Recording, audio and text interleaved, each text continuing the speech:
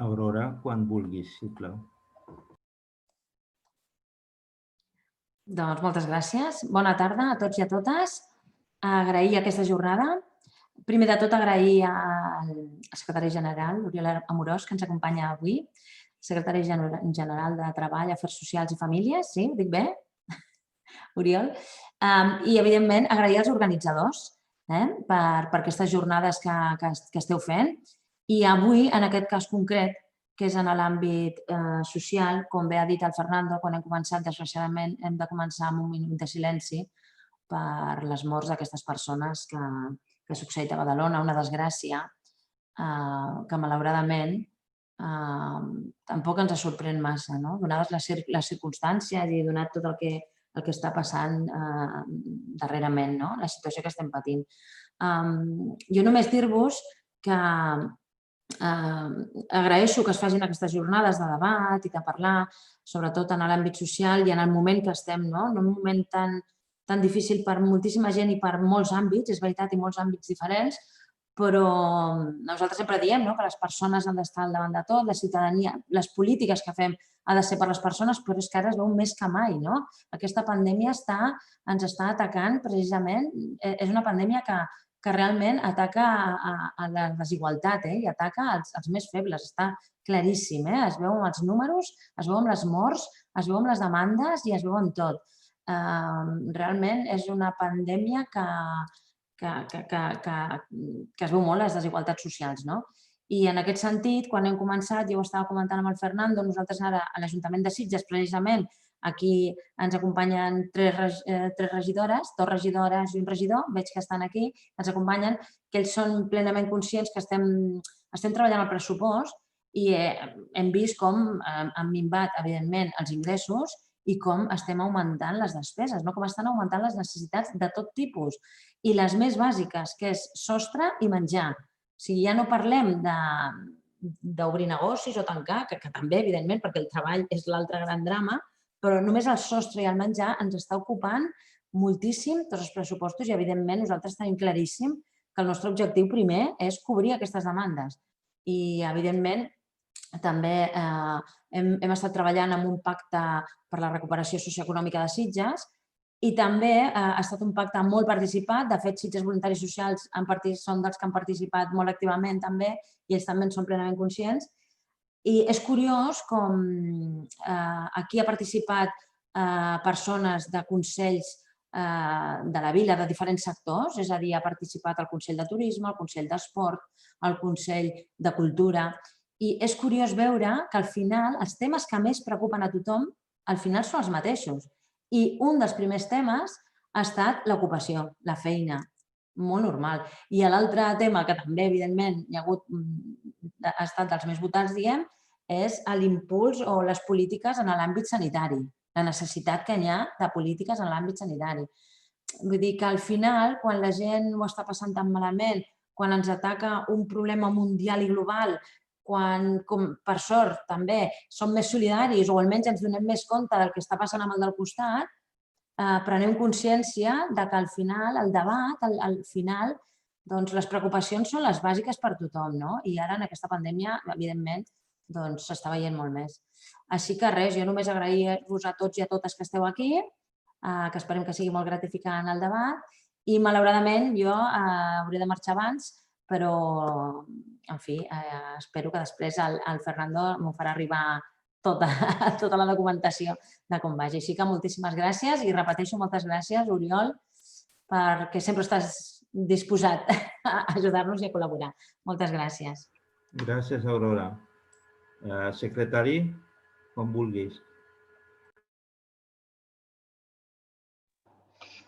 Doncs, en primer lloc, agrair-vos als voluntaris de Sitges que estigueu sempre presents en tots els debats importants del país, que tingueu també aquesta actitud republicana davant de la vida de participar en tot.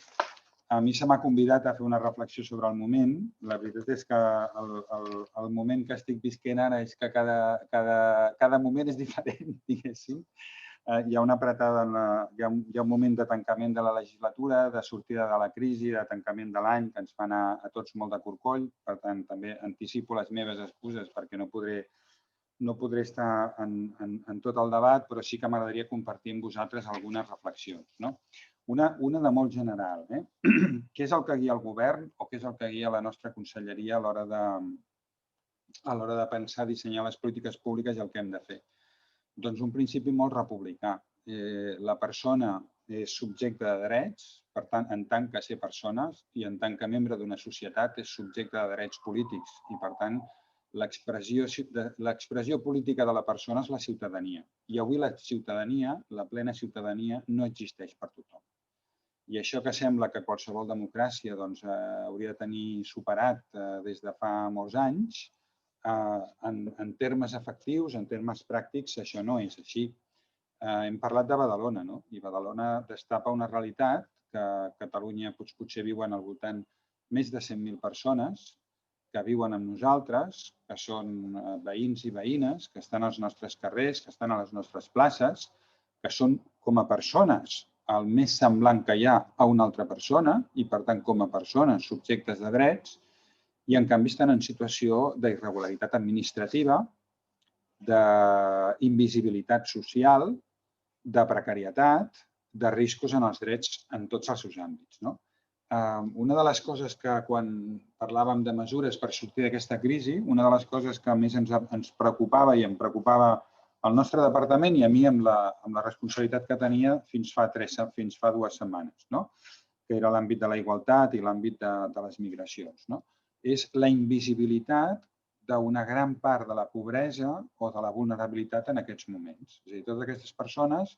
moltes vegades no estan en el radar de les polítiques públiques, a diferència del que es diu, del que es diuen algunes persones, que diuen, escolta, és que els immigrants tenen més ajuts. No, és que no és així. És que aquestes persones invisibles, precisament per la seva condició jurídica, no són subjectes de polítiques molt importants, de les polítiques de renda, de garanties de renda, de les polítiques de drets laborals, de la possibilitat de participar en el mercat laboral amb normalitat, i, per tant, estem en una situació d'invisibilitat de moltes persones que estan patint més durament que ningú la crisi sanitària i la crisi social que ve acompanyada de la crisi sanitària i, en canvi, estan fora del radar de les polítiques públiques. Per tant, primera preocupació de les polítiques públiques. Totes les persones han de tenir consideració de ciutadanes i de ciutadans, han de ser subjectes de drets socials, de drets humans per descomptats i de drets polítics. I han de participar en la construcció de les solucions. Doncs, en aquest sentit, per exemple, nosaltres en aquesta crisi, que és evident que tots ens ha agafat desprevinguts i que mai no n'havíem viscut una d'igual, i que, per tant, si en la resposta a la crisi tots hem tingut errades, és comprensible. El que no seria comprensible és no extreure'n aprenentatges. El que no seria comprensible és, després de tot el que hem vist en aquesta crisi, en el que veiem desenes de milers de persones ocultes per les polítiques públiques i que no se'ls pot ajudar perquè no estan visibles, perquè estan fora del radar, perquè no estan empadronades o perquè no tenen la possibilitat de treballar i de participar del mercat de treball o de les polítiques públiques diverses que hi ha, el que no seria admissible és que després d'haver vist això seguíssim tenint una situació política en la que no comptem amb tothom, en la que no tenim present que hi és tothom. Una de les coses que hem après en aquesta crisi, o que hauríem d'aprendre, i qui no ho hagi pres ho ha de fer mirar, és la centralitat de les cures. D'una societat on el rendiment econòmic, on la monetització de les coses era el centre de tot, hauríem d'haver après en aquesta crisi i hauríem d'anar a una societat on les cures tenen un paper central, on la feina que fan principalment les dones de cura de les persones grans, de cura de la infància, de cura de les coses compartides, de cura de les relacions socials, continuï sense tenir valor. Una de les coses que ens ha passat en aquesta crisi és que, sobretot a la primavera, que tenint una situació dramàtica en les residències de gent gran, en la qual va haver-hi moments que vam tenir el 23% del personal de baixa, en una situació que hi havia el doble de feina, perquè atendre prenent mesures Covid a les persones és molt més complexa que atendre-les en la normalitat i que, per tant, hi havia uns sobrecostos que s'havien d'afegir. En aquell moment teníem el 23% del personal de baixa. Nosaltres demanem al govern de l'Estat, escolti, hi ha unes persones, moltes d'elles dones, que viuen al nostre país, que tenen una experiència de cuidar persones grans, que s'estimen les persones grans, que tenen ganes de treballar amb les persones grans, en un moment que feien tanta falta, facin, si us plau, un procés de regularització pels drets d'aquestes dones i, si no volen fer-ho per elles, facin per pur egoisme. I en aquest moment no va haver-hi cap resposta. Cap resposta. Quan no calia modificar la llei, només calia modificar el reglament en algun aspecte molt puntual.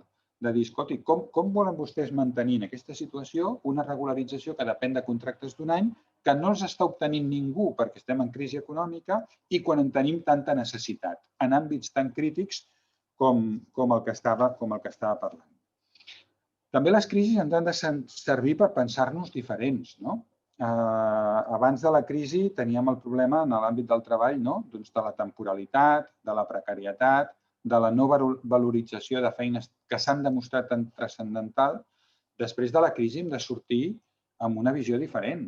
Hem de sortir amb una visió de donar molt més valor a l'atenció a les persones, de valoritzar les professions socials, les professions que es basen en l'atenció a les persones. Hem vist el cost que té una situació dels serveis socials en els quals han estat infrafinançats.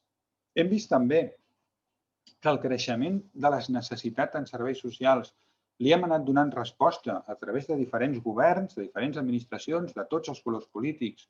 I hem anat donant una resposta a aquestes necessitats incrementals sense canviar les nostres capacitats estructurals. És a dir, la mateixa gent que la Generalitat treballava, aproximadament la mateixa gent, i admeteu-me una simplificació, la mateixa gent que a la Generalitat treballava en l'any 2005, en l'any 2006, en l'àmbit de serveis socials, avui gestiona 3 vegades més de serveis i hem vist que aquesta crisi ens ha desbordat clarament. Hem vist també, o hauríem de veure també, pensant en prospectiva, com serem d'aquí 20 anys, com serem d'aquí 15 anys, com serem d'aquí 10 anys, com serem d'aquí 5 anys, però el que tenim molt clar és que en aquesta perspectiva que tenim per davant hi ha coses que canviaran radicalment. Algunes perquè canviaran per inèrcia i no hi podrem fer gran cosa. En tot cas, són realitats que hem de gestionar. Per exemple, l'envelliment de la població i, per tant, l'increment de la població dependent per una simple qüestió biològica. D'altres que han de canviar perquè, si no canvien, no tindrem capacitat de gestionar aquesta nova realitat. És a dir, ens anem a una xifra de persones majors de 85 anys d'aquí 10 anys que és molt superior a la que tenim avui. Doncs aquesta realitat com l'hem d'afrontar? Si no fem res, en els propers 5 anys, les necessitats de persones dependents i d'atenció a la dependència creixerà un 50% si no fem res i, per tant, necessitarem, si el model és quan una persona és molt gran i ja no es vol per si mateixa, l'hem de posar en un lloc on s'institucionalitza i d'allà no surt, si aquest és el model, ens anirem a unes necessitats d'equipaments residencials al 50% més gran, que tindrem moltes dificultats per finançar, que no tindrem metres quadrats en els municipis de sòl urbanitzable per replantejar. És a dir, imagineu a on col·locareu, si el model és aquest, si el model és dels serveis socials, d'atenció a la dependència, és la institucionalització, penseu en Sitges. On fareu totes les residències que faran falta? Penseu en Barcelona. Penseu en tants i tants municipis que tot el sòl urbanitzable el tenen consumit pràcticament, o que els marges de creixement també han de ser equilibrats, no poden ser només en una modalitat. Ha d'haver-hi un creixement d'una ciutat, si és que ha de créixer, doncs ha de tenir un equilibri dels diferents usos. Per tant, és evident que hi ha un canvi de paradigma o anem al col·lapse. I, per tant, per què estem satisfets d'una fita que per si mateixa no és la solució, però que sí que és l'inici d'un camí de solució? Aquesta setmana el Parlament ha aprovat per unanimitat, i jo crec que això té molt valor, que ho han fet tots els grups parlamentaris, el Pla Estratègic de Serveis Socials. I això quina rellevància té? Té una rellevància econòmica molt important perquè els últims 2 mesos i mig aquest pla estratègic ha estat lògicament, avaluat pels companys d'Economia, perquè lògicament han de dir això ho podrem pagar, no ho podrem pagar, i si ho podrem pagar, de quines maneres ho farem. Per tant, hi ha un compromís al darrere d'una memòria econòmica sòlida que suposa un creixement molt important en quantitat i, per tant, en capacitat de serveis i en capacitat d'atendre persones, però que per mi és tant o més important la transformació que suposa de model. És a dir, si el creixement tendencial ens porta que tota la dependència té el mateix percentatge d'institucionalització que tenim avui, anem a un model no sostenible i, el més important, anem a una forma de vida que no és la que volem per la gent. La que volem per la gent és la forma amb més llibertat, amb més plenitud, amb més independència personal, amb més capacitat de decisió. El que volem, per tant, és canviar aquesta manera de canviar allò que no funciona dels serveis socials que tenim avui dia per anar a un model molt més preventiu, molt més comunitari, molt més proactiu. Si treballem abans les causes de la dependència, la gent serà menys dependent. Si treballem abans en prevenció de salut, la gent tindrà moltes menys necessitats de dependència. Si fem comunitats i no simplement veïnatges, sinó si fem comunitats, si fem pobles solidaris, si fem ciutats solidàries, si fem barris solidaris, amb espais de polítiques comunitàries, on la societat i les administracions, que sempre hem de saber que tenen responsabilitats indefugibles que corresponen a les administracions i les administracions no les poden delegar, són les seves responsabilitats, però que al mateix temps han de comptar amb societats i amb ciutadania i amb teixit social molt capaç de fer moltes coses. Si tenim polítiques socials comunitàries, si tenim polítiques socials preventives, hi haurà molta més gent que serà més independent en la seva vida, que serà més lliure en la seva vida durant més temps i que, per tant, generarà molta menys institucionalització. Com hem de tenir menys institucionalització de la infància en risc? Doncs amb menys pobresa infantil. Com hem de tenir menys institucionalització de les persones dependents? Doncs amb vides comunitàries més accessibles. Com hem de fer que la discapacitat estigui menys institucionalitzada? Tenint un país més accessible. Que no hagis d'anar a un lloc especialista per la teva discapacitat a viure perquè tota la societat t'admet com a ciutadà. Per tant, en el fons, és una proposta que l'hem de fer sí o sí. No hi ha volta de full. No és imaginable mantenir les mateixes polítiques socials amb les tendències demogràfiques que tenim, perquè no serien sostenibles, però que és una transformació que ens ha de permetre un enfoc, si m'ho permeteu, molt republicà, basat en la llibertat de la persona, en la capacitació de la persona, amb la ciutadania de la persona. També el moment actual ens ha de permetre posar més en valor la col·laboració, la cooperació com a societat en tots els àmbits per damunt de l'horitzó autodestructiu al qual ens porta a vegades la competició. Si el valor és la competició sempre, això no s'aguanta. Des del punt de vista del consum de recursos, que seria un altre discurs. A mi em correspon parlar de l'àmbit del treball i dels afers socials, però també des del punt de vista de la sortida de la crisi. És a dir, jo crec que totes les propostes que fem han de tenir una base de concertació molt important. De concertació en l'àmbit del món del treball, entre sindicats i empreses. Per què necessitem les empreses? Per crear llocs de treball.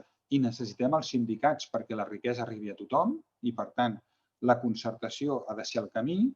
Avui, per exemple, hem tingut una reunió de més de 3 hores que no s'ha acabat i que continuarà, però que hi dedicarem les hores que calgui perquè volem que una cosa tan important com que la formació professional deixi d'estar escindida en el sistema educatiu i el sistema de treball i sigui un mecanisme comú de totes les polítiques, emancipador de les persones i que faci que les persones amb dificultat a entrar al mercat de treball tinguin també, repeteixo les paraules perquè són el fons del republicanisme, tinguin aquestes persones més independència, més capacitat, més llibertat, per això cal que ens posem d'acord tots en un sistema de reconeixement, per exemple, permanent, no puntual, sinó permanent, de l'experiència laboral i la seva traducció en un reconeixement i certificació de les capacitats professionals.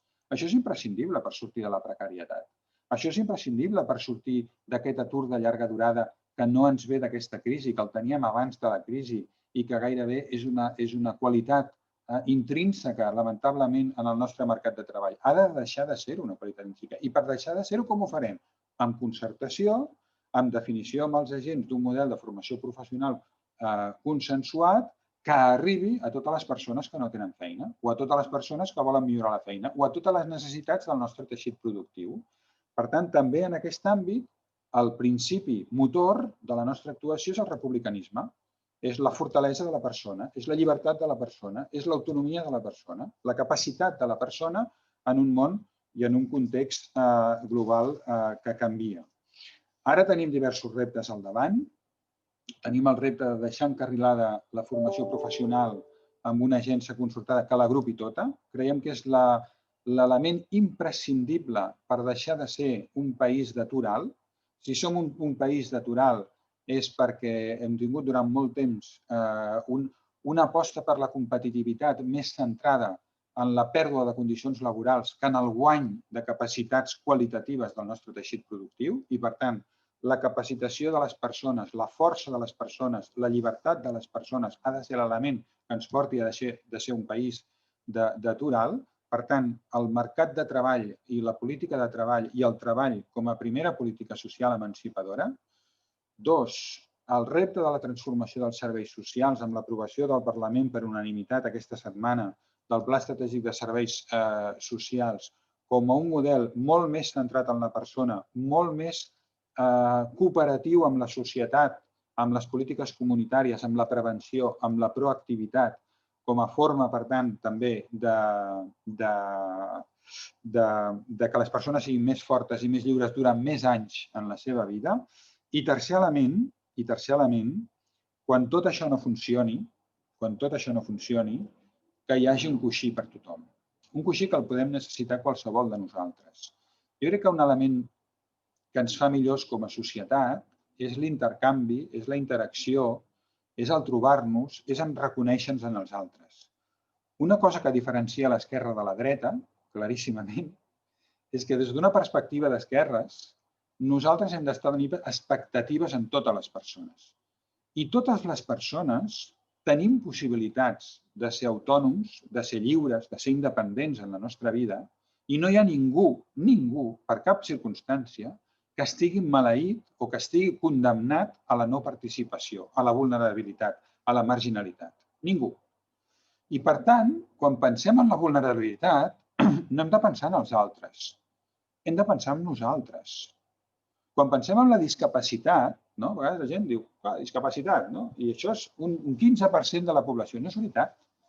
Tots serem discapacitats, perquè us desitjo a tots una llarga vida i, per tant, si teniu una llarga vida, que és el que us desitjo, tots tindrem alguna discapacitat en algun moment de la nostra vida.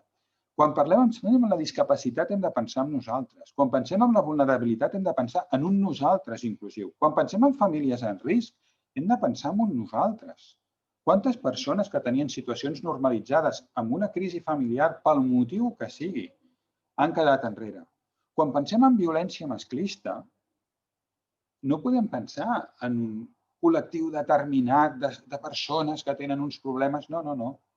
La violència masclista que ens ha tocat gestionar des del nostre departament, i deixeu-m'ho dir, perquè aquest any, el 2020, que ha estat un any dolent per moltes coses, en el creixement dels equipaments de lluita contra la violència masclista ha estat un any lamentablement molt positiu, perquè hem pogut quadriplicar els pisos que tenen dones en situació de violència masclista, i dic lamentablement perquè tant de bo no en necessitéssim ni un.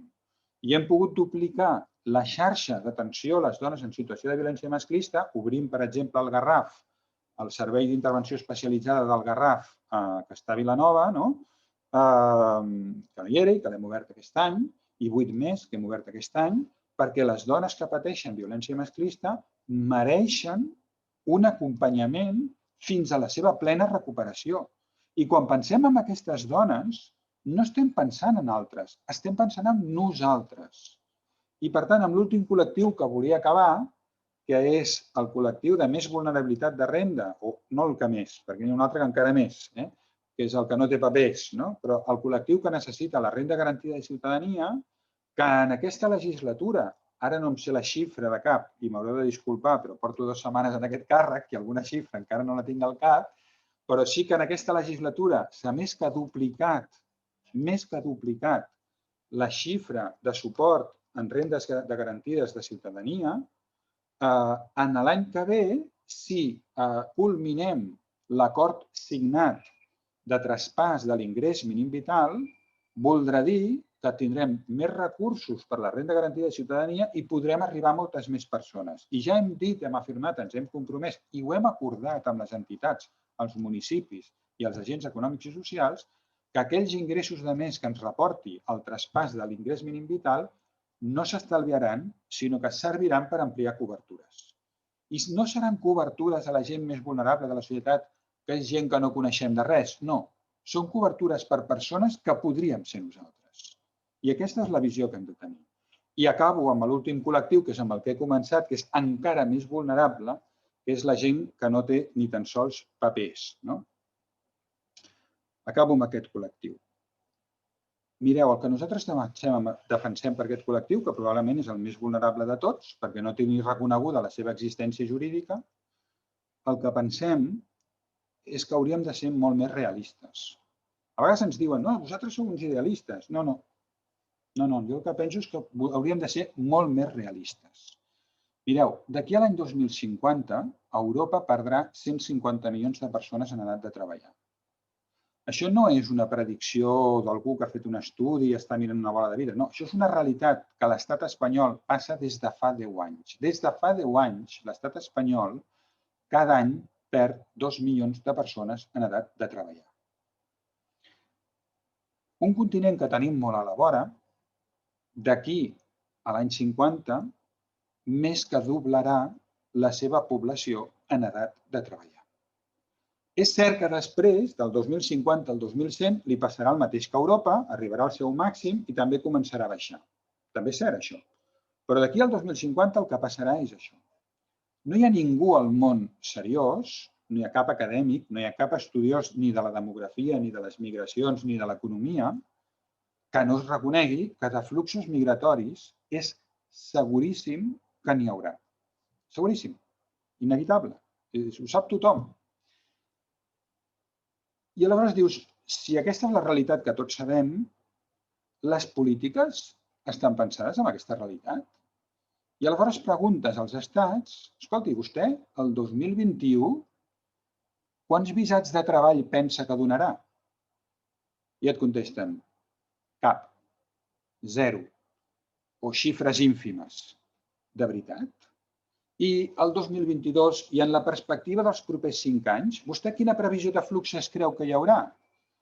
I una política que és zero realista, molt europea, i em sap greu perquè jo soc molt europeista en tot, menys en polítiques d'immigració i en alguna altra cosa, però escolti, quines previsions tenen de vostès? I et diuen cap, no en tenim, no vindrà ningú. I perdoni, però és que això no s'aguanta per enlloc. Per tant, jo pregunto, qui són els realistes? Els que diuen que la realitat no existirà? O els que diuen, escolti, si hi ha una realitat que existirà, per què no la gestionem? Perquè no gestionar-la té un cost en vides inacceptable. Té un cost en vides a Badalona, que està ahir, o té un cost en vides al mar. Perquè quan 3.000 persones moren al mar des del 2015 cap aquí, ens hem acostumat a que la Mediterrània, des del 2015 cap aquí, abans no n'hi havia aquestes xifres, però del 2015 cap aquí ens hem acostumat a brutalitats d'aquest tipus. Ens podem acostumar a això? Perquè quan passa, al darrere què hi ha? Al darrere hi ha un gran flux migratori inabordable? No, el gran flux migratori inabordable, o no, diguéssim, el gran flux migratori no ve pel mar, ve pels aeroports, ho sap tothom. La xifra de la migració per mar és un 10, un 12, un 13, un 14% del total de la migració. Això és inabordable? De què estem parlant? De veritat Catalunya, que hi ha hagut anys que ha crescut 100.000 persones, que l'estat espanyol, que hi ha hagut anys que ha crescut 500.000 de persones, que Europa, que ha crescut 2 milions, 3 milions, de veritat que aquestes xifres no ens permeten abordar una inserció laboral de 25, de 30.000 persones, de 40.000 persones, que són les que volen creuar l'estret? L'any passat, que vam duplicar l'any anterior, van ser 29.000. 29.000. amb una Europa que creix 2-3 milions de persones d'immigració cada any. De veritat no podem gestionar 29.000 persones? Això és realisme? Això és realisme? Quan són persones que volen collir peres i que cada any, quan hi ha la campanya de la fruita, enviem una carta a totes les persones que busquen feina de Catalunya i no surten les persones per collir fruita. Aleshores, davant d'aquestes situacions, els republicans què diem? Doncs que siguem realistes i que donem a la persona el valor que té la persona. El valor que té qualsevol persona pel simple fet de ser persona, que és subjecte de drets humans, pel simple fet de ser persones, de drets socials en tant que membre d'una societat i de drets polítics en tant que volem que aquesta societat sigui democràtica.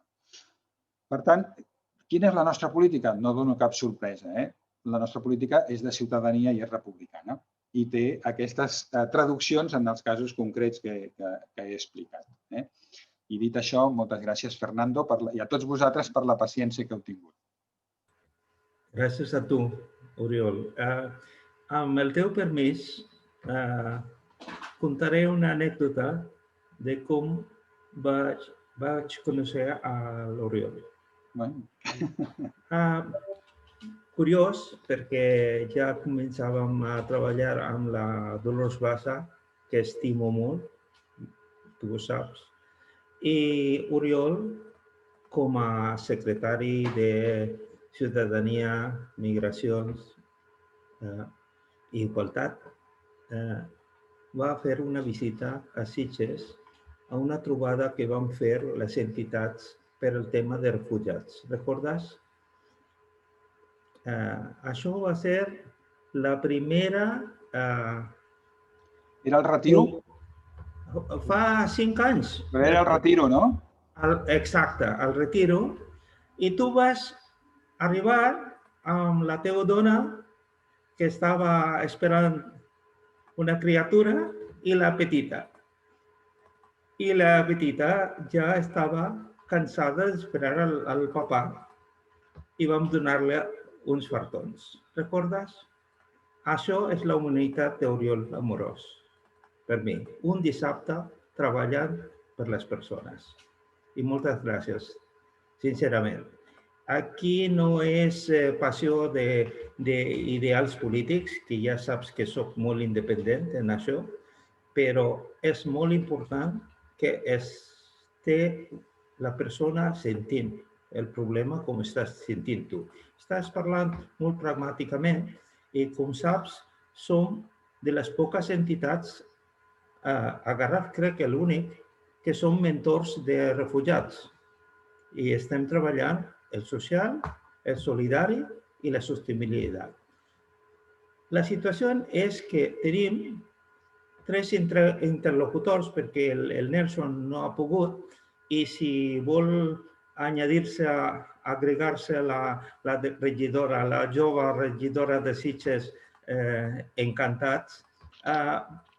Vaig començar amb el doctor Antoni Juste per el tema que vas parlar tu de serveis socials, perquè ahir, i enhorabona, es va aprovar el tema de l'estratègia de serveis socials que va treballar la Meritxell Benedict, la directora general, tot el departament, tot afers socials.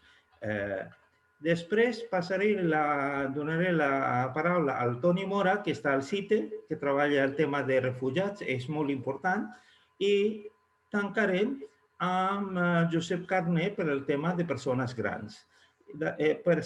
Per cert, si la Júlia sí vols parlar, perquè parlarem del tema de dones, que vam fer una trobada per al dia 15, una taula rodona de temes de dones. Comença tu, Toni Juste, sisplau. Hola. Bueno, em toca a mi obrir. Això té avantatges i té desavantatges. Té avantatges perquè puc parlar pràcticament, no de lo que vulgui, sinó relacionat amb el tema, però li puc xafar l'opinió amb algun altre, però té la desavantatge de que estic... Ostres, quina és l'expectativa que hi ha amb la resta dels que estem aquí avui. Suposo que et referies a aquell comentari que vaig dir, la pèrdua d'oportunitat en quan es va parlar de la llei de la dependència. Que potser ara estic parlant una mica d'història, no? Jo que vinc de la part de salut, no? Quan ens preguntaven com ens agradaria, que és el que deia l'altre dia, com veiem nosaltres el concepte de la dependència, i més des del punt de vista com a geriatra, no? Com creiem nosaltres que podrien ser les polítiques de dependència, que sabíem que hi havia models suecs, models alemanys, que hi havia molta intenció de grans, recordo, grans empreses, que ja podrien trobar el gran negoci. Però nosaltres dèiem, ostres, potser no negoci, estem parlant d'una política social. Jo que vinc de la salut, dic, no tinc mala experiència en global, després cadascú va per barri, de com es va plantejar fa uns anys per un polític, d'igual quina sigui el seu color, el concepte aquest d'un dret universal, gratuït i per a tothom. I que en diferents fases de la història sabeu que, a més, independentment si tens feina o no tens feina. Ho dic perquè això en podíem parlar. Jo em veia, quan em preguntava, crec, el diputat Vilanoví, que tenim a Madrid, i què n'opines? Ostres, doncs per què no fem un model similar? Similar en quant dotat econòmicament, per suposat, i un altre tema que també està molt lligat a el que ara ens deia fa una estoneta, sobre, en aquest cas, sobre la responsabilitat no en el ciutadà, sinó en un ciutadà determinat que són els professionals. És a dir, si ara actualment, l'exemple que un té una emergència o té una urgència i va a urgències, no ha d'omplir tot un protocol, en principi per ara no, perquè pugui ser atès, sinó que l'administració o la societat dona confiança en aquell professional que sabrà atendre'l amb les necessitats que tingui. Després, si no ho fa bé, ja vindrà el pagador, l'administrador, que ja li dirà que vostè no ho ha fet bé i potser no li torna a contractar més, no professional com a servei. És a dir, que de tenir l'oportunitat de generar una política de dependència, de drets universals, gratuïta i accessible, vam arribar a tenir, o jo crec que tenim ara, és una política de dependència, d'ajudes, que moltes vegades, si n'hi arriben, en la qual és molt, però molt, administrativa, burocràtica. Sí, és un dret, però és que la gent de 80 anys o 70 no té tant de temps per acabar omplint tota la paperassa i totes les garanties, per molt àgil que se sigui. És a dir, que partint d'una manca de confiança en el professional o una manca, potser més una manca de pressupost, crec que en el seu moment vam perdre una oportunitat de generar una certa política de serveis socials. I ho dic des del punt de vista de la dependència de gent gran, que és el que jo conec, que probablement podria ser també extensible a altres col·lectius.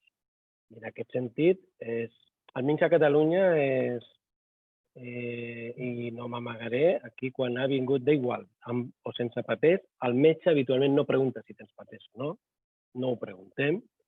Si no ha tingut cap problema a la ventanilla d'entrada amb l'administrativa que té unes indicacions determinades, aquella persona és atesa. Independentment que sabem que venim d'una, no fa, estic parlant de fa uns anyets, en el qual aquest dret ja no és universal, no era universal.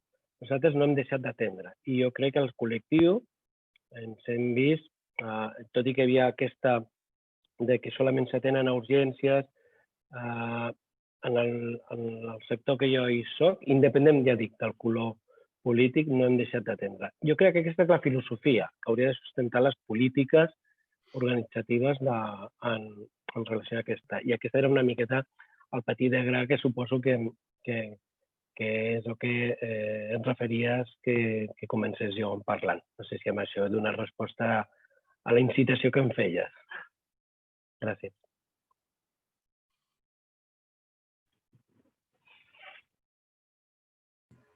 Oriol? ten una compassió amb mi, Oriol? Que tu en saps molt més. No. Jo és que estic molt d'acord. O sigui, i és la filosofia que vol el Pla Estratègic de Serveis Socials. És a dir, per què és tan administrativista la política de dependència? Bé, perquè regula un accés a drets en un context de precarietat econòmica. Perquè l'aportació que havia de fer l'administració de l'Estat, segons la previsió legal, mai s'ha complert. Mai.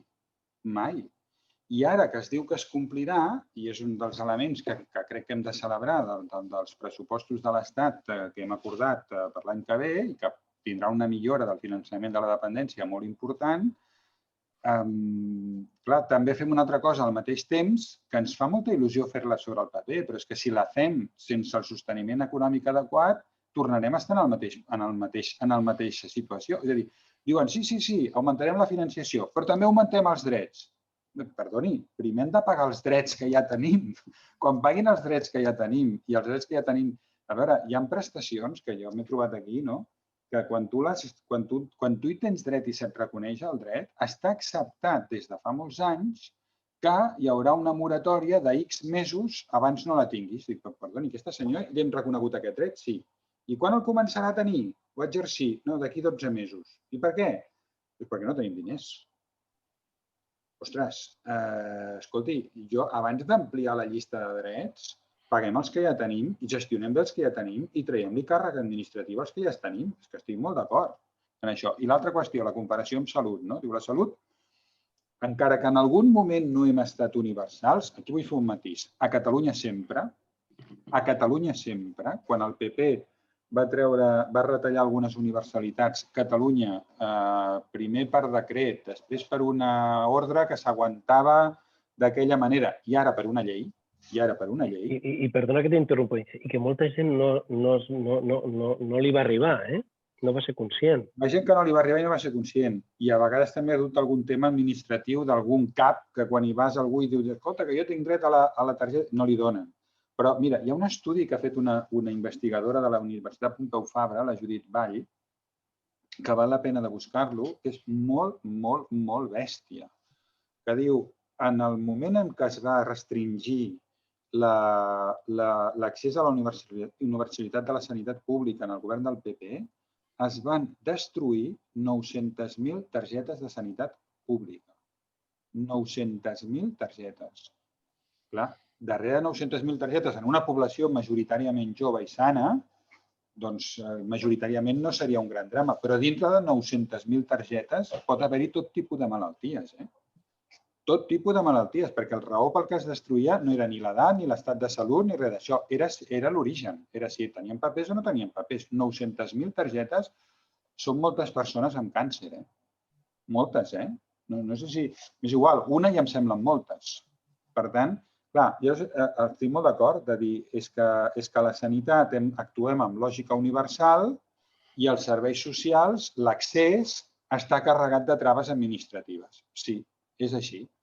I això només té un remei, Això només té un remei, que és un pressupost adequat i després millores de gestió també. Jo crec que a l'àmbit social, una de les coses que hem après en aquesta crisi sanitària, jo personalment ho he viscut molt i per mi ha estat un gran aprenentatge, ha estat treballar colze a colze amb el sistema sanitari. O sigui, és veritat que va haver-hi un traspàs de competències el dia, no sé, la primera quinzena d'abril, però a efectes pràctics, els equips de residències que estàvem sobre el territori, amb els equips de salut que estàvem sobre el territori, vam seguir treballant junts el dia abans i el dia després del canvi de competències.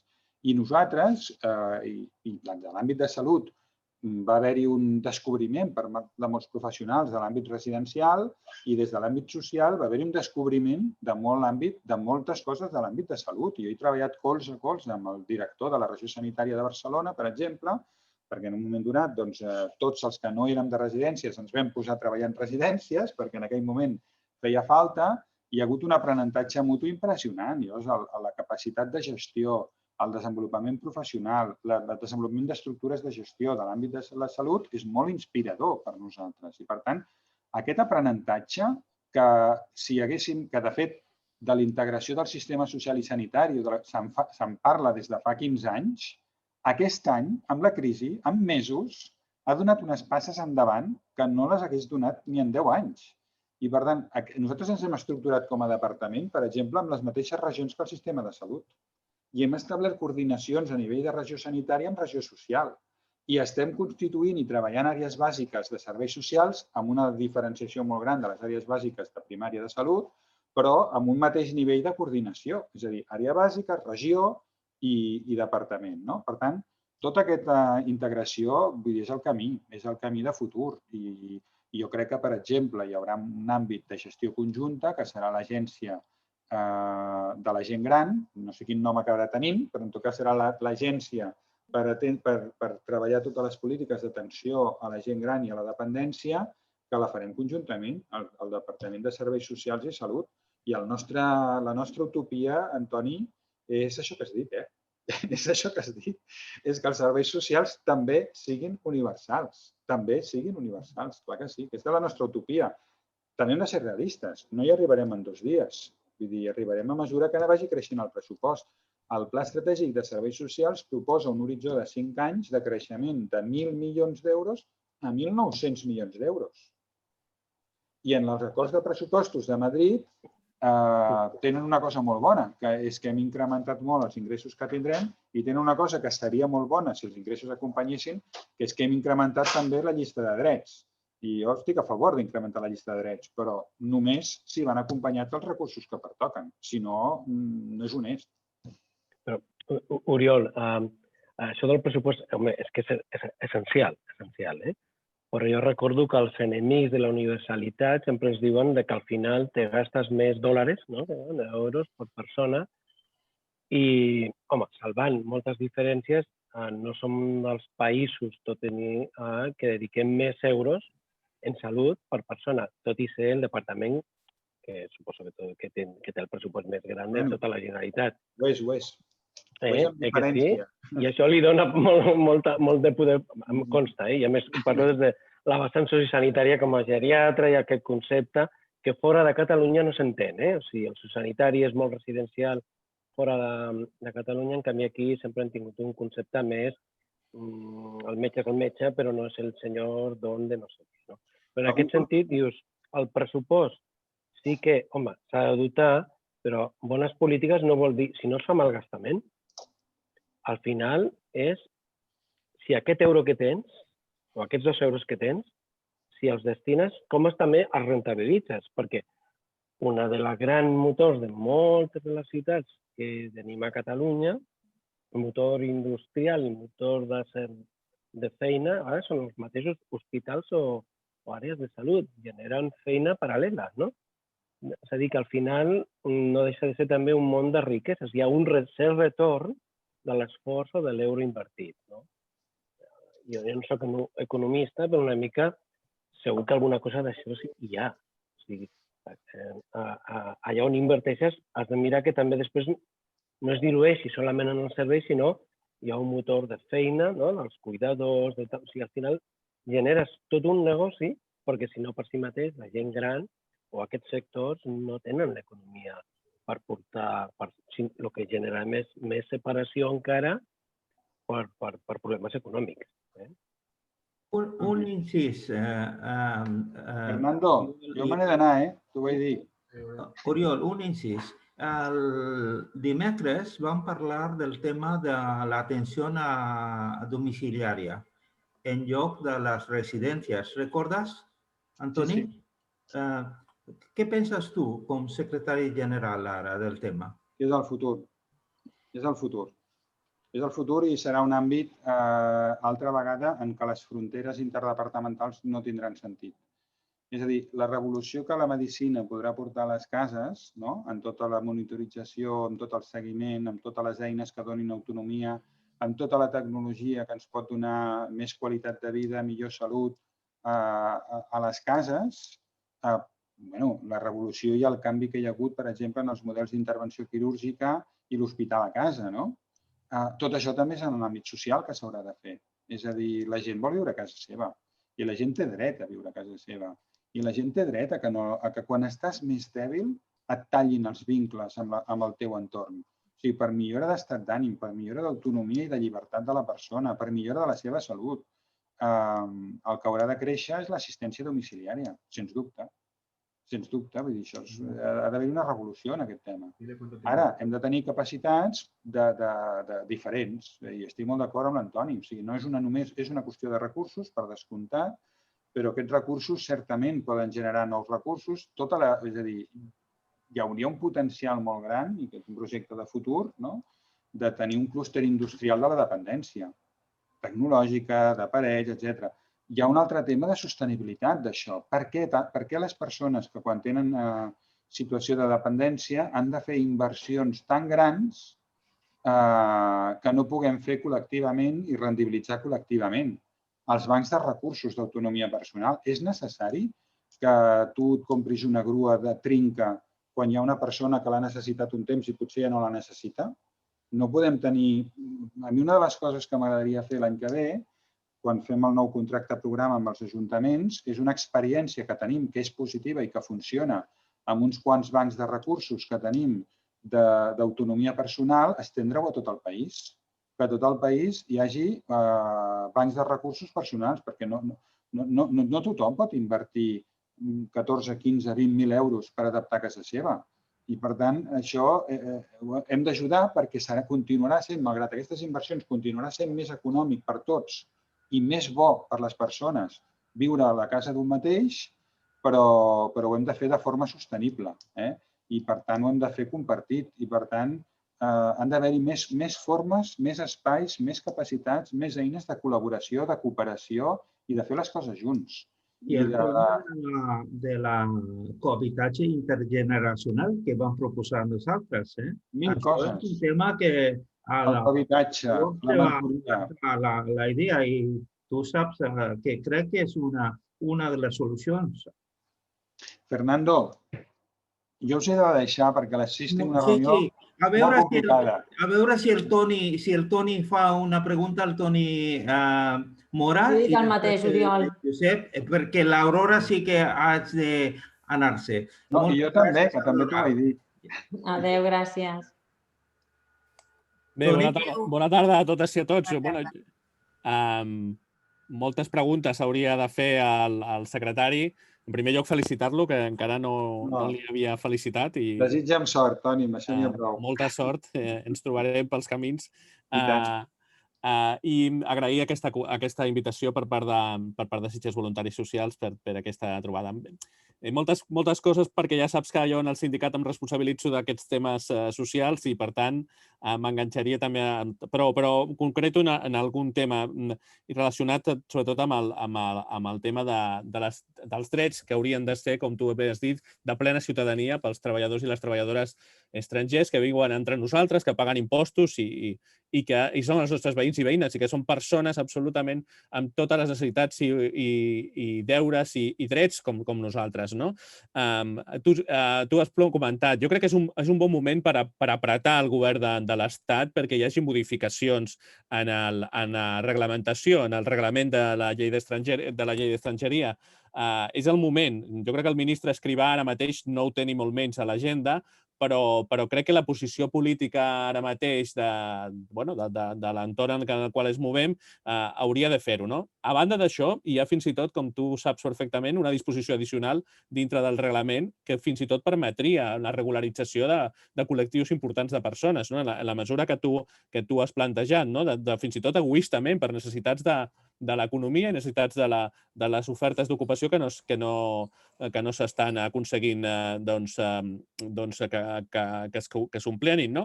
Per tant, jo crec que aquí haurien de ser molt incisius tots i totes, evidentment els sindicats també, no defugeixo la responsabilitat, però tots i totes, i em consta, i ho hem fet de manera fins i tot escrita a moltes entitats al voltant de les taules institucionals i dels organismes que participem, però jo crec que és el moment encara d'incidir més en aquests canvis obligatoris.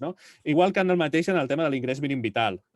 Saludo a l'acord que s'ha plantejat en els pressupostos generals de l'Estat i, per tant, la necessitat que aquesta bona cosa que és l'ingrés mínim vital, però amb una posada en escena tan desastrosa que tothom coincideix que està sent tan nefasta perquè no arriba a la població que hauria d'arribar, doncs el fet que poguessi gestionar-se des de cada comunitat autònoma i, evidentment, des de Catalunya, doncs seria molt important i que aquesta encaixés com hauria d'encaixar ràpidament amb la renda garantida de ciutadania. Després ja parlarem en la següent legislatura de la reforma que també necessita la llei de renda garantida de ciutadania. No ara, com pretenen alguns, de fer-ho a ultimíssima hora i per la via d'urgència, sinó tranquil·lament i quan es plantegi. I després, em sap greu, però només una cosa sobre el tema de dependència. Jo crec que tots els que s'ha plantejat aquí, jo estic d'acord, però necessitem intervenció pública. Necessitem un model radicalment diferent. Igual que a la salut tenim un Institut Català de la Salut, a la dependència hauríem de pensar en una eina pública de gestió directa, perquè el desastre que ens hem trobat de gestió no és només les coses que ha pogut fer malament l'administració, que segurament l'han fet, o la que hem pogut fer malament els agents socials, que també segurament, sinó com ens hi trobaven i com hem arribat aquí amb moltes empreses que han fet d'això absolutament afany de guany i poca cosa més.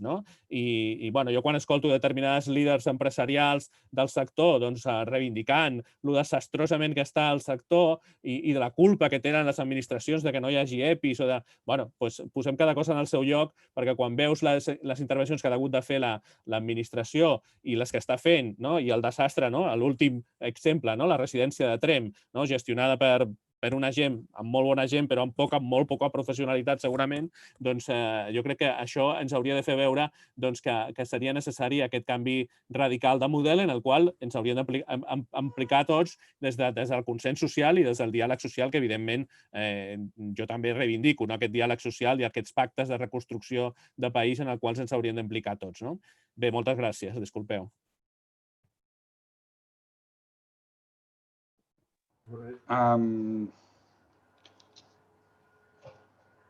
Le contestaré molt ràpid perquè, com li vaig dir al Fernando, a les 6 havia d'estar en un altre lloc, que és una mica complicat, a més. Perquè ja de ser és important.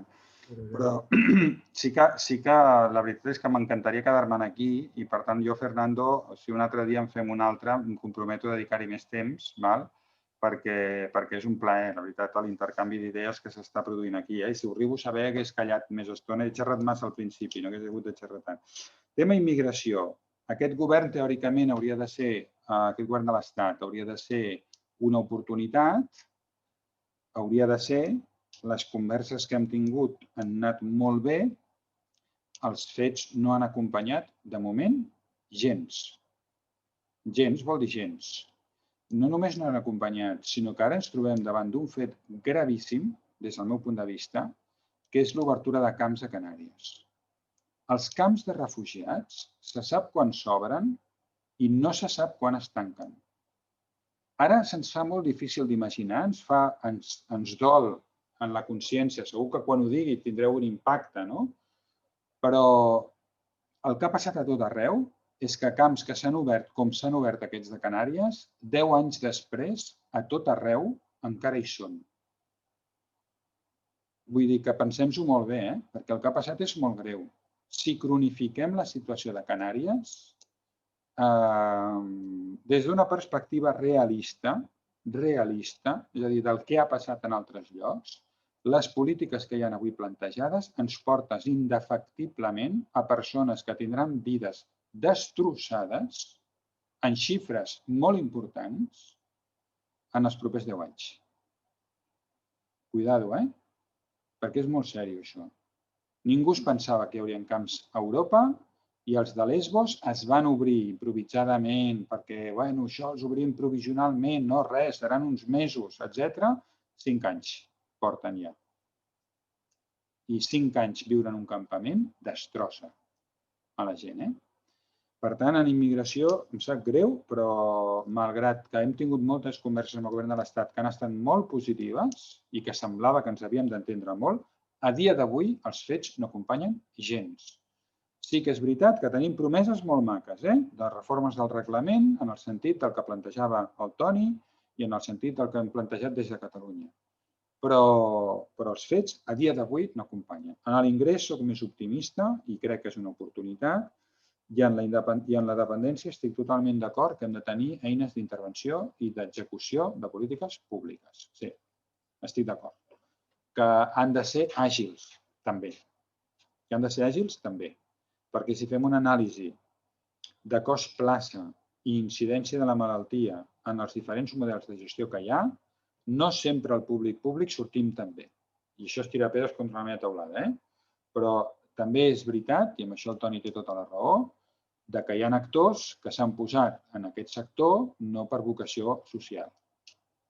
No, que s'hi han posat per fer inversions de no molt alta rendibilitat, però de rendibilitat continuada a llarg termini.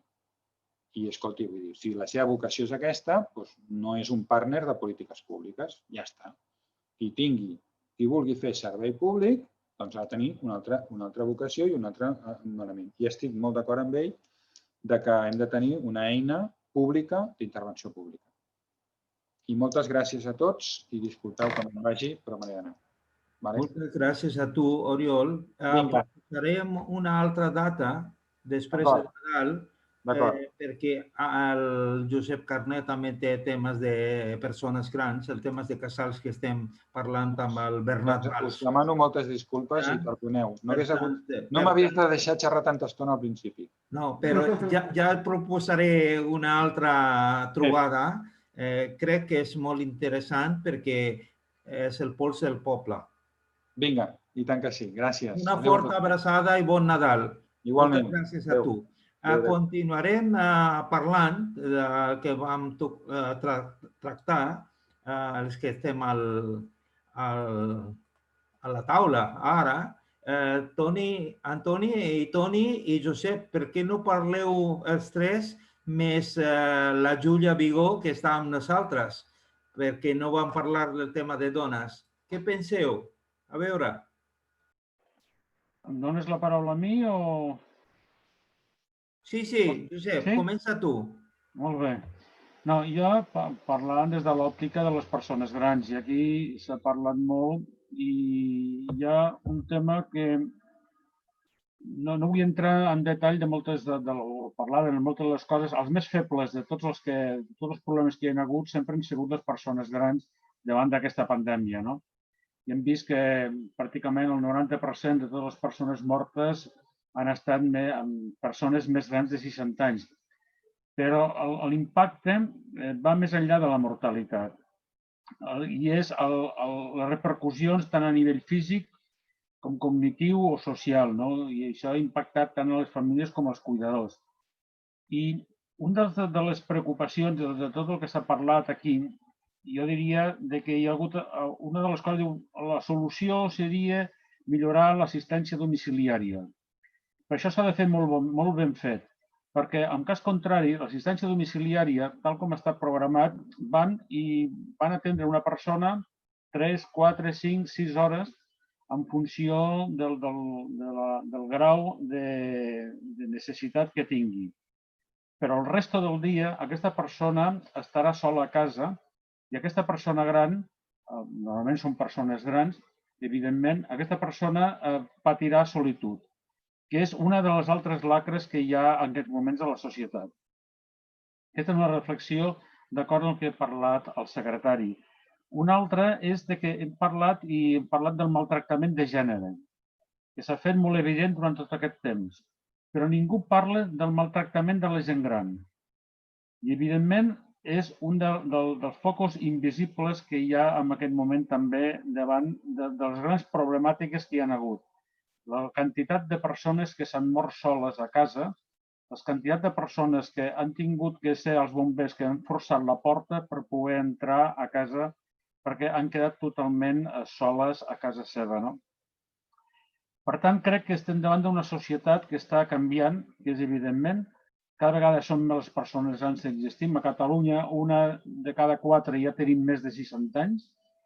Diuen, segons les Nacions Unides, que l'any 2030 serem 1,4 bilions de persones grans. I tot això ens porta a pensar si els estats estan prou preparats per donar serveis tant de prevenció, serveis de prevenció, de curació o de pal·liatius. I creiem que els estats en aquests moments no estan prou preparats i s'han de preparar per poder acollir tot aquest col·lectiu de persones grans que necessitarem tot aquest tipus de serveis. I, per tant, el que hi hauria d'haver aquí és aquest gran canvi de model, jo li dic no model de dependència, sinó model d'atenció de llarga durada, perquè hi ha moltes coses que s'haurien de canviar i aquí hauríem d'entrar en un anàlisi i podríem fer, crec que és una jornada específica de dir què és el que podríem canviar, què és el que hem de millorar. I jo parlo i dic des d'aquesta òptica, de l'òptica del que ens preocupa, d'aquesta discriminació que patim els gens grans que hem patit molt aquí, que nosaltres s'associa a les persones grans amb la bellesa, amb la inaptitud, amb la malaltia, la improductivitat i donar per fet que els grans són merament uns consumidors de serveis, no es tracten com a persones que estan... I aquest temps, afortunadament, per primer cop, s'ha posat al centre d'atenció a les persones grans. I es parla molt de persones grans. Però jo em pregunto, s'escolta a les persones grans? Hem tingut en compte les persones grans? Crec que aquí també s'hauria de fer molt, i molt des de casa de les administracions. Perquè ara diuen, tot és molt fàcil, mira, farem una reunió telemàtica i ho veurem. I la persona que està sola a la residència, li posarem un mòbil o una tablet i aquesta persona això no en té prou. Per què? Perquè existeix una bretxa digital que tampoc està contemplada i s'hauria de profunditzar molt en aquest tema. I una altra de les qüestions que també ens preocupa en aquests moments i que valdria la pena també posar sobre la taula és la vacuna. Ara parlen que si ja d'aquí un mes tindrem vacunes i començarem a posar vacunes. I que primer començaran per les residències, després posaran pels sanitaris o les persones que tenen cura i després vindran les persones grans. Però jo crec que ens falta molta informació. I aquesta hauríem de tindre una informació que fos una informació fidelina, una informació oficial. Perquè si no, ara ens estem sobresaturant d'informacions que apareixen en tots els mitjans de comunicació i no tenim molt clar què és el que hem de fer. Ens hem de vacunar? Ens hem de... Quines o no? Quines repercussions pot tindre aquesta vacuna o no? Tindrà o no tindrà repercussions? I això crec que és una demanda que estem fent o que volem traslladar, en aquest cas, a l'administració, és a dir, per favor, expliqui'ns bé exactament què és el que comporta aquestes vacunes. I ens és igual que sigui congelada, ultracongelada, refrigerada o temperatura ambient, però que ens ho expliquin bé, perquè si no tindrem també un greu problema, de que potser ens vacunarem els que no cal vacunar-nos i no ens vacunarem els que s'han de vacunar. En fi, hi ha tota una sèrie de reflexions que intentava arrel de tot el que heu estat parlant ara i que com és el tornar una mica a aquesta normalitat, no? La gent gran ens costa tornar a la normalitat, sigui per por o sigui per mandra. I això també és molt greu, no?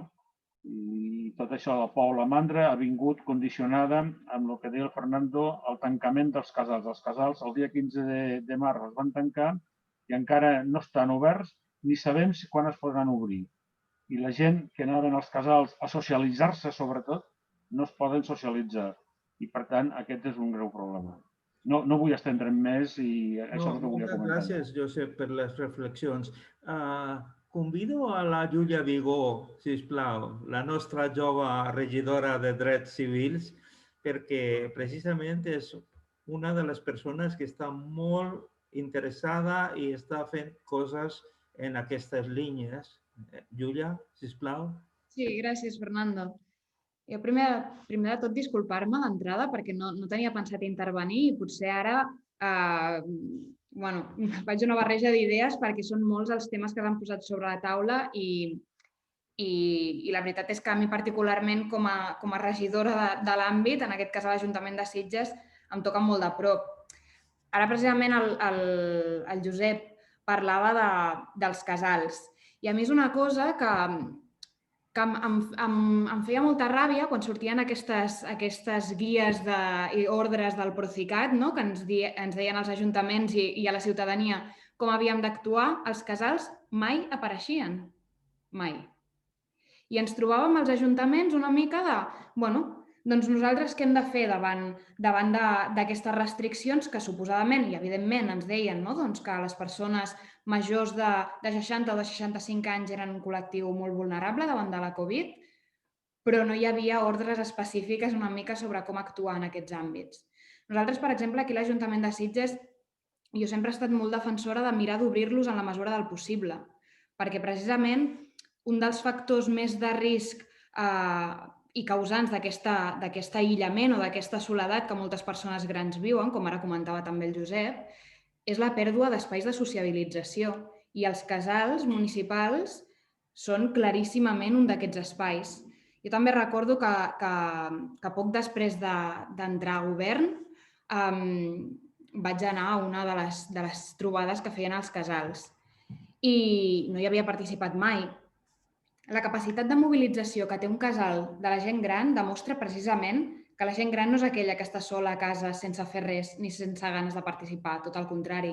Jo no he vist mai una capacitat de mobilització igual. La majoria d'entitats de Sitges no la tenen, aquesta capacitat de mobilització. En canvi, una junta d'un casal d'avis formada per 5 persones, a més, en aquest cas, la majoria d'elles majors de 85 anys, era extraordinària. I una mica, això és anecdòtic, però sí que penso que aquesta centralitat de les polítiques envers les persones grans estem encara molt lluny de realment arribar a aquesta, fins i tot l'Oriol ho comentava, utopia, perquè és que encara és llegida com una utopia. Per tant, el camí és llarg. Però sí que és cert que jo penso, abans, al principi, quan intervenia l'Oriol, jo ho llegia molt des d'una perspectiva local. Moltes vegades els ajuntaments som la porta oberta a totes aquestes mancances legislatives, a totes aquestes bretxes estructurals i desigualtats que provoquen precisament potser mancances institucionals a l'hora de legislar, però també mancances pressupostàries i altres estructures socials històriques heredades que ens piquen a la porta. Els serveis socials, quan hi va haver el confinament domiciliari, les primeres persones que van picar a la porta eren persones migrades que portaven anys esperant la seva regularització, que mai havien pogut tenir un contracte d'un any, com és el que es demana per tenir un permís de residència i treball, i que havien treballat durant molts anys al municipi en negre i que d'un dia per l'altre es quedaven sense absolutament cap cobertura social.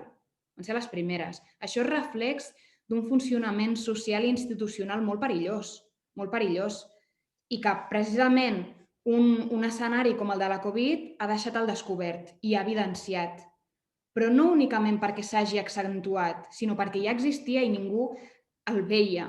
Sitges, nosaltres som un municipi que sempre se'ns ha dit d'alguna manera, o jo m'he sentit dir moltes vegades, ostres, Sitges, o m'imagino que a Sant Cugat deu passar el mateix, som un municipi benestant, hi ha molta riquesa, tots vivim bé. No és cert, no és cert. Hi ha una realitat social, i això m'imagino que el Jonathan i el Fernando ho coneixen la mar de bé, hi ha una realitat social invisibilitzada que existeix i que no és nova.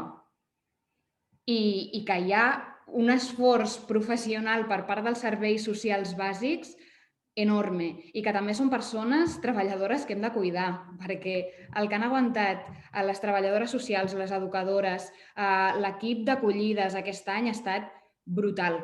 Ha estat brutal i això no té aturador. No para ni ara que ve Nadal ni quan trobem la vacuna.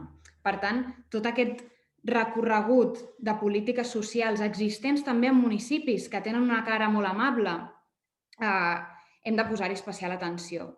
Sí que és veritat que també abans l'Oriol Amorós en la seva intervenció del principi, jo estic molt d'acord en tot el que ha comentat, i precisament moltes vegades a l'equip de govern de l'Ajuntament de Sitges i sobretot aquest any ens ha passat una cosa que jo penso que ha estat gairebé transversal a totes les administracions, que hem tingut un rol molt reactiu, evidentment perquè no s'ho esperava ningú, aquesta pandèmia global i els efectes tan profuns que ha tingut en les diverses capes de la societat i en aquest cas concret en el nostre municipi.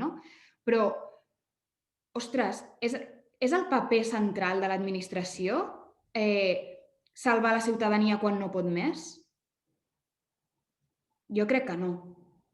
I ha de ser aquest paper, però no pot ser el paper principal.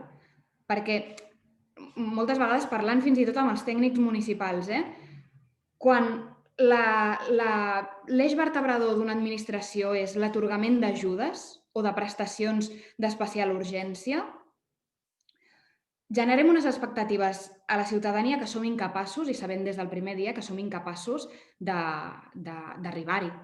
Per tant, és una política que neix ineficaç i que ho sabem els primers. I que, per tant, jo també penso que precisament una de les coses que ens ha de diferenciar a les dretes de les esquerres és que quan ens trobem en aquesta situació, el que ens falta és fer inversions, és engrandir la xarxa de serveis per tal de fer aquesta prevenció, perquè no ens podem permetre ser tan ineficaces les administracions públiques. I més les administracions locals, que moltes vegades acabem gestionant tota una estructura burocràtica que fan des de la Generalitat o des de l'Estat i que nosaltres moltes vegades tenim poca capacitat de maniobra. Però sí que el que no ens podem permetre és continuar tenint aquest paper. L'aprenentatge que hem de fer aquest any és, sí, hem de ser-hi quan hi ha una emergència i hem de ser capaços de respondre a aquesta emergència, però hem d'intentar que la base de l'administració sigui cada vegada més àmplia perquè el paper central de les administracions públiques, siguin locals, siguin autonòmiques, siguin centrals, sigui no salvar la ciutadania, sinó prevenir que aquesta pobresa realment es materialitzi i sigui tan constant i tan greu. I més enllà d'això, em penso que no tinc res més a dir. Sí que el Fernando abans... Vas a aportar una cosa molt important, querida amiga. Vas a aportar una cosa molt important que precisament vam treballar molt, el tema de l'economia submergida, no a Sitges, a tota Espanya, Toni Mura, el tema de l'economia submergida per les persones sense papers. Però ara estem amb un tema. Tenim talent a Catalunya de persones sense papers que estan capacitades per fer feines de agricultura i no podem posar-los a les residències. Això sí que és fort.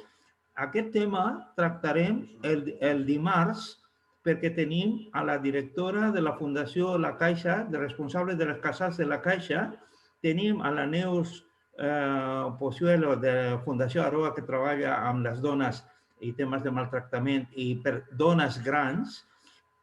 Tenim el Raimon Martínez de l'Hospital de Sitges i parlarem d'això precisament. Toni, què penses tu del tema que va parlar la Júlia? Perquè això no és solament Sitges, Júlia està veient situacions i una cosa, a més de la informació que es rebre de les tècniques de serveis socials, el voluntariat té molta informació i ho donem directament a les persones capacitades per fer l'acció. I això és xarxa. Estem aprofitant la xarxa que tenim tan forta a Catalunya, perquè som de xarxa a Catalunya. No tota Espanya és el mateix, Bé, gràcies. Jo estic força d'acord també amb la intervenció de Júlia. Evidentment, m'he quedat amb la frase més contundent que jo crec que ha dit, que és que l'administració no té com a eix principal salvar la ciutadania, o no hauria de tenir-lo, sinó reactivar l'economia i jugar un paper fundamental, per també equilibrar entre el privat i el públic. Jo abans de la intervenció defensava la idea, clar, no podem sostenir un model de residències, un model de dependència com el que hem tingut fins ara. Ens hem trobat amb una pandèmia que no esperàvem ningú, i el que ho digui al contrari menteix, i per tant havíem de gestionar amb el que teníem, però el que teníem era que veníem d'un govern a Catalunya i a Espanya de retallades, amb uns pressupostos que venien de quan el govern dels millors i les lleis òmnibus, i amb un model en el qual el 90 i molt % de les residències i dels sistemes d'atenció són privats, no? I dintre d'aquests privats, evidentment, molta diversitat. No estic posant a tots en el mateix, no?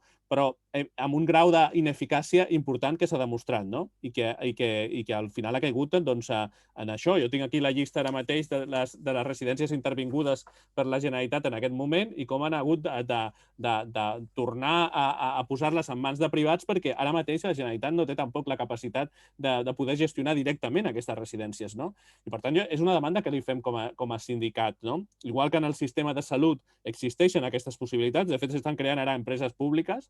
Ara estem en una operació inicial de que el clínic, per exemple, l'Hospital Clínic absorbirà la Clínica Platón. Ni més ni menys que 600 treballadors absorbirà a l'Hospital Clínic, que és una empresa pública. O s'ha creat una empresa a Terres de l'Ebre o una altra empresa es crearà, sembla ser, a Valls, que no deixen de ser absorcions de dintre de lo públic, no? En el sistema d'atenció a la dependència tenim una privatització absoluta, o gairebé absoluta, no? Sembla que tenim 12 o 13 residències de gestió directa de la Generalitat, no? I bé, això s'ha notat. S'ha notat perquè tenim residències en pisos, residències que porten ordres religioses que ho fan amb tota la seva bona voluntat, com la de Tremp, però amb una evident manca de professionalitat que s'ha notat i per això la intervenció.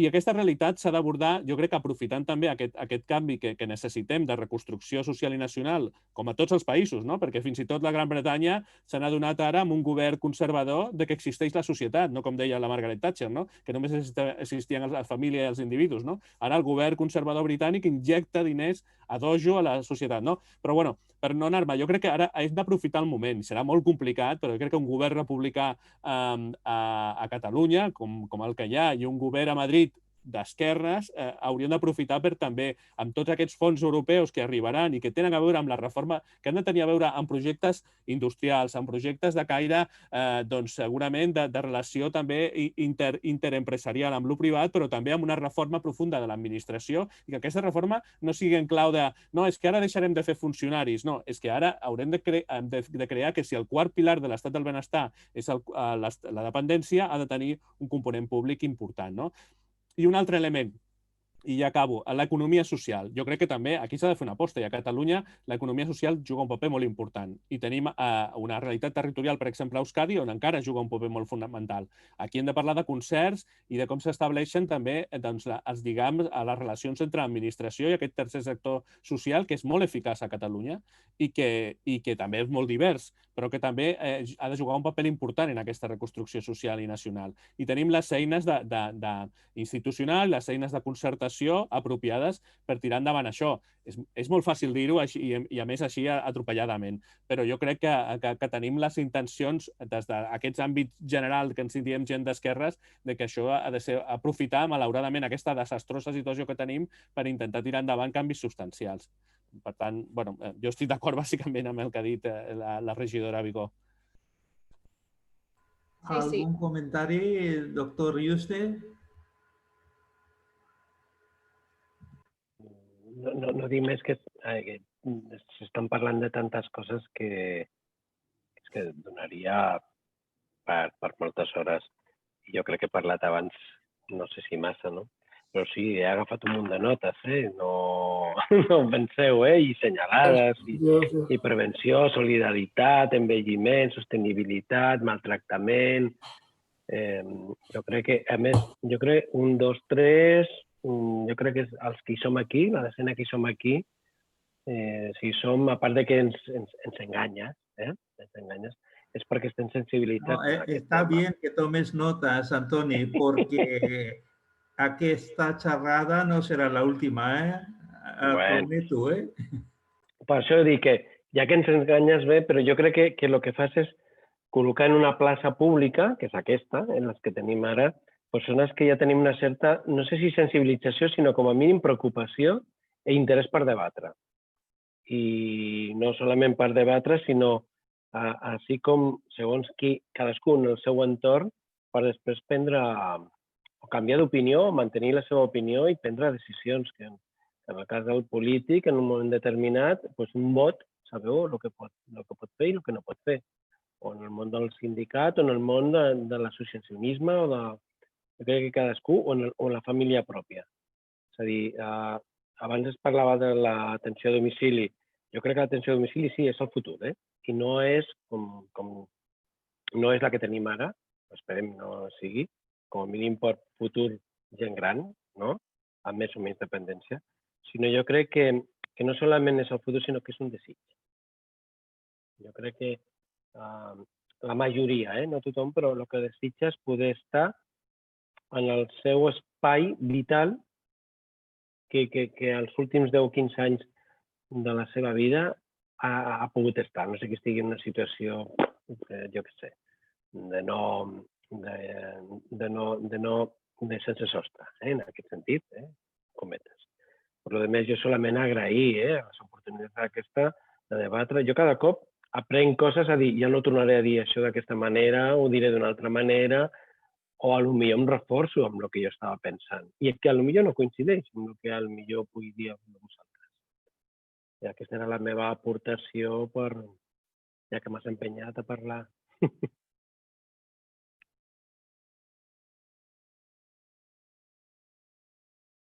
¿Algún comentario más de alguna persona? Tenemos una compañera que va a vivir, la Gemma Molinero, va a vivir en primera persona el caso de la seva mare. Gemma, ¿por qué no contas una mica el tema? Bueno, gràcies a Déu no ha estat en el tema de la pandèmia, però és claríssim que van de cara a negoci i retallen de menjar i de personal. Per això tot el que estan dient, si realment es portés a terme correctament, seria molt bo. Que et vinguessin a casa i et vinguessin un cop de mà seria boníssim, perquè et trobes que no saps cap a on tirar. I, bueno, en quant al comentari que estan dient de tren, a mi m'ha arribat la informació de que les persones que han mort, que sembla que són 40 i alguna cosa, totes estaven vacunades de la grip. I bastant a prop hi ha un 5G. Per tant, el tema de les vacunes, atenció, no? Ese que està dient. Jo he rebut un vídeo que te l'he passat, Fernando, sobre una senyora que és viròloga i tal i qual, i que, clar, explica que aquestes vacunes que estan intentant dir que aniran bé i que tal, vull dir, és tremendo, és tremendo. Això és en la línia que va parlar el Josep Carné, el tema de la desinformació per el tema de les vacunes, no, Josep? No et diuen que et posen el cos, no t'ho diuen. Gemma, parlo soc metge, però ja ho sap també el Fernando, jo sí que he patit la mort de la meva mare per Covid.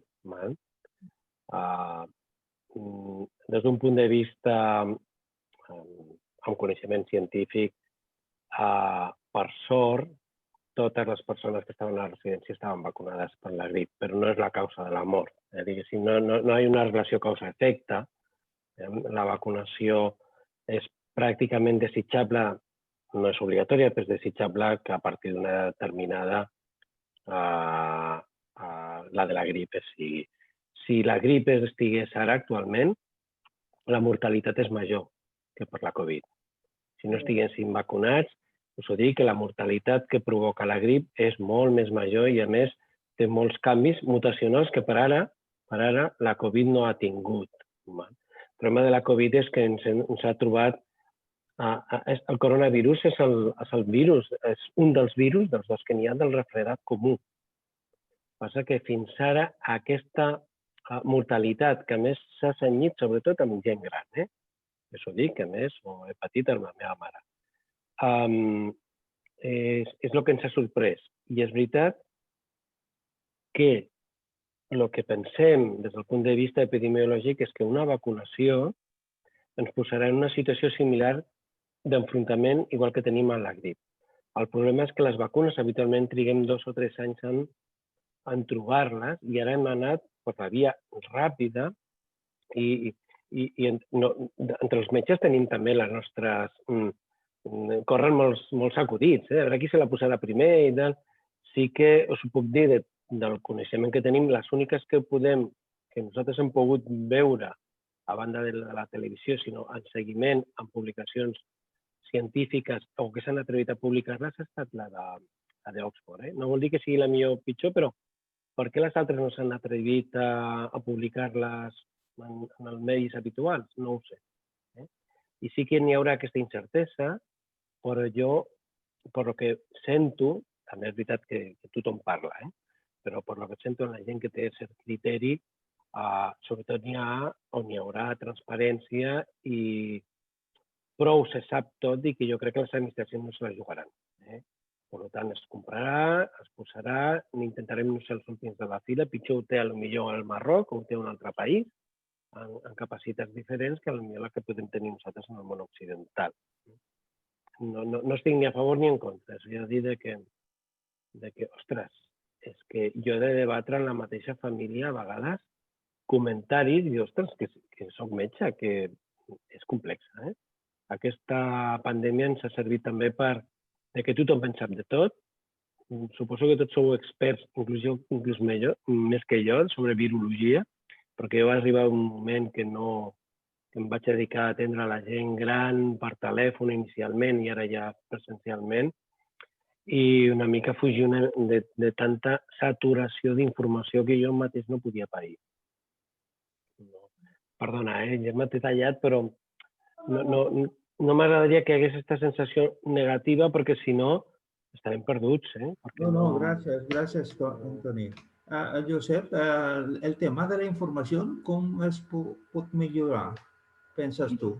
Informació, bueno, que l'administració, en tot cas, l'administració serà, entenc, jo dic, aquesta sobresaturació que hi ha d'informació que rebem a través dels mitjans de comunicació, crec que l'administració, qui serà la d'Oxford o la de Tunes o la de Ginebra, és igual, però la que realment comprin, que ens expliquin exactament què comporta.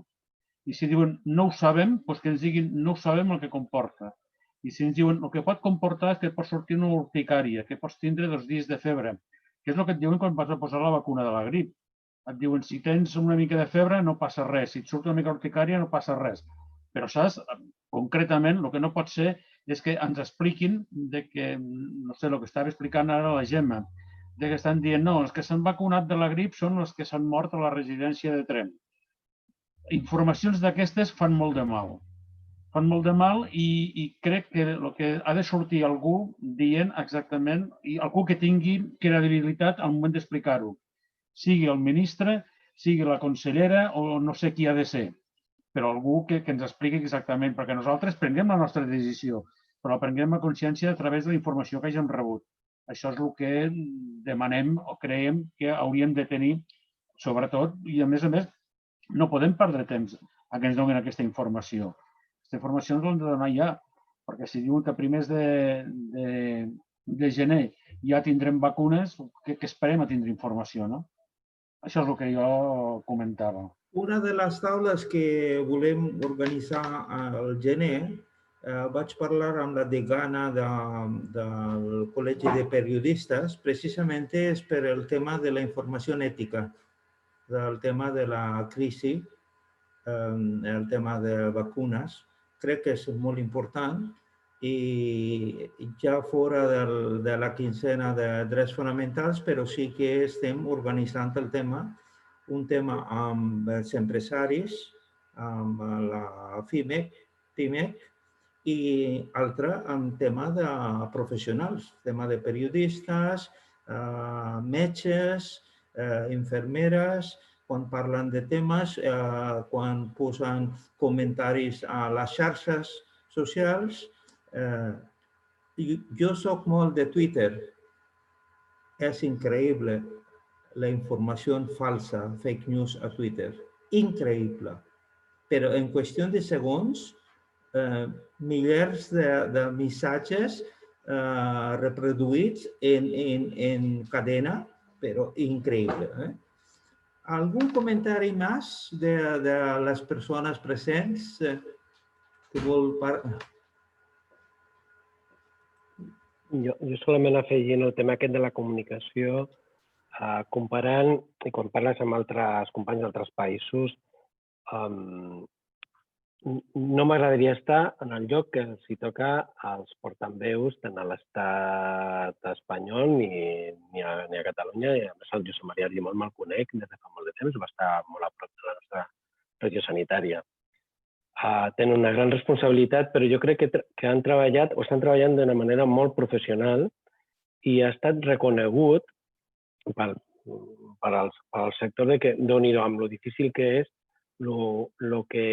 el que intenten comunicar, que almenys jo crec que és el que moltes vegades hem d'escoltar, perquè moltes veus fan soroll. I un altre, també comentat entre companys, és en el govern català, no he pogut comparar amb altres, les infografies han estat molt ben encertades.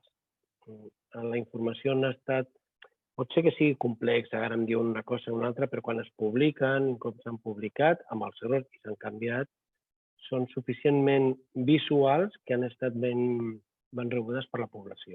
No sé si teniu el mateix retorn en el vostre entorn.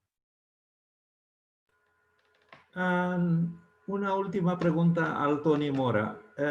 Penses tu, Toni, que podem fer alguna cosa des dels sindicats per el tema de la informació? Pressió o coordinar una mica el tema de la informació, que sigui informació contrastada? Bé, jo crec que nosaltres com a sindicat tindrem un repte amb el tema test i vacunes, no? Perquè, i no vull obrir una altra via de debat, perquè entenc que ja l'acte està, però ja ens comença a preocupar, no?, els efectes que pot tenir, i evidentment jo estic a favor de la vacuna i de vacunar, i la promoció que hem de fer de vacunar-nos, el que li pugui passar a la gent que no vulgui vacunar-se, a efectes de contractació laboral, a efectes de discriminació. Això és una possibilitat que es pot donar, no? I és un altre debat que es podria obrir, no? A nivell internacional, els sindicats han defensat la massivitat dels cribatges i dels tests d'antígens, fins i tot amb la idea de coordinar-los a nivell d'empresa per empresa i a nivell de sector per sector. Això no ha arribat encara a concretar-se, però sí, per exemple, a Pimexi en alguns polígons ja ha començat a fer cribatges i, bé, com a comitès d'empresa nosaltres no estaríem en desacord, no?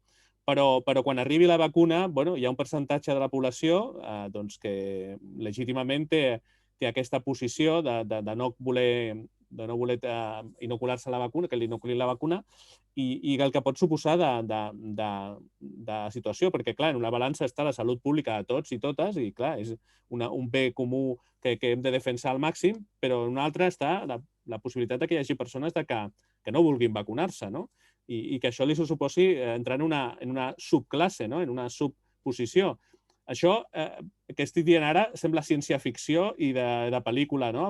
Fa poc vaig veure la pel·lícula aquella Contagio, no sé si l'heu vista, fa poc que la van donar a la tele, i que s'assembla malauradament molt a el que estem veient ara a la pandèmia, no? Bé, espero que no arribem a aquells percentatges ni a aquella situació, però sí em preocupa aquest tema perquè és la següent fase que tindrem, la vacunació massiva i els efectes també que pugui tenir entre la societat en aquest tema, no? La possibilitat que hi hagi gent que jo no defenso, evidentment, perquè jo soc un absolut plantejant de positiu de la vacuna, però que pugui ser aquesta situació que es doni, no? I crec que si la pregunta era els sindicats han de promocionar que la gent es vacuni, i tant que promocionarem que la gent es vacuni, i a tot arreu, que es vacuni la gent, sí. Gracias, Toni. ¿Alguna pregunta más? El dimarts tenim la propera i l'última taula aquest és la sisena edició de la quincena que vam començar.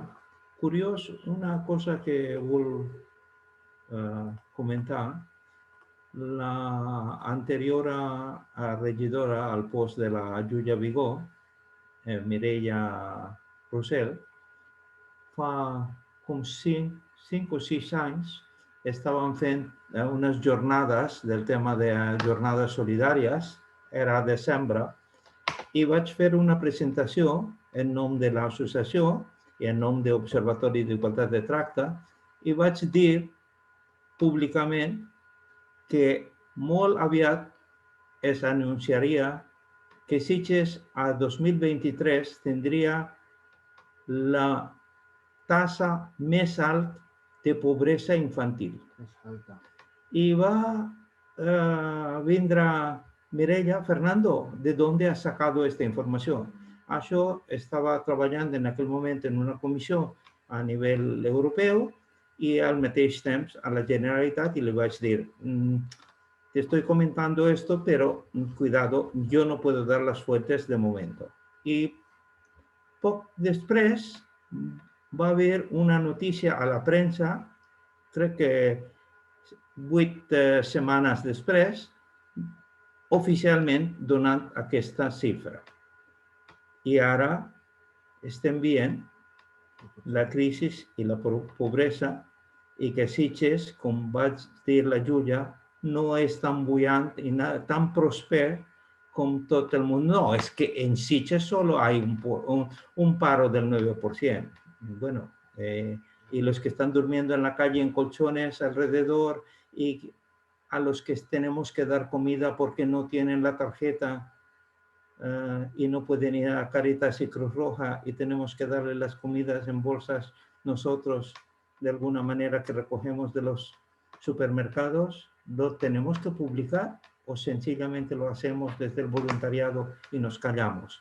Julia sabe porque informamos, però això és molt trist que una vila com a Sitges, i a més, Sant Cugat del Vallès està en problemes també. Vam parlar amb les regidores i regidors. Al Moianès també. A Lleida tenim el mateix problema perquè estem en xarxa, treballem en xarxa amb entitats i les residències, una cosa que sí que vol denunciar és el dumping dels preus del SAT i de l'atenció de les grans empreses transnacionals en mans d'alguns que operen des de paraïsos fiscals. Prou, Prou, senyor Florentino Pérez and Company, Això estic totalment en desacord que estem donant diners a persones que estan fent un negoci, com va dir el doctor Juste, i a negocis també. Fem el negoci a proximitat i creant llocs de treball, no treball precari.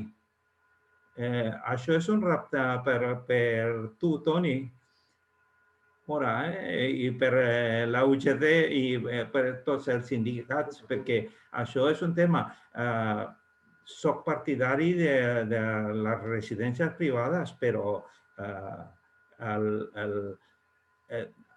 no sé com es diu en espanyol, és shared value. Parlem de tornar socialment part dels beneficis dels negocis. I el tema sociosanitari és un gran negoci, com els residus, que també treballem el tema de sostenibilitat, el Jonathan sobretot, que torni part del benefici al municipi i a la localitat, a la comarca, al territori. I amb aquest pensament tanquem la sessió, però la porta oberta perquè es proposa noves taules, nous debats i a treballar tots en xarxa i com una pinya, perquè si no estem perduts. Moltes gràcies a tots i a totes i el que pugui el dimarts, perfecte, comptem amb vosaltres. Una forta abraçada i als altres, bon Nadal. Gràcies. Bona tarda. Gràcies a vosaltres. Bon Nadal a totes i a tots. Bon Nadal. Adéu. Nadal. Adéu.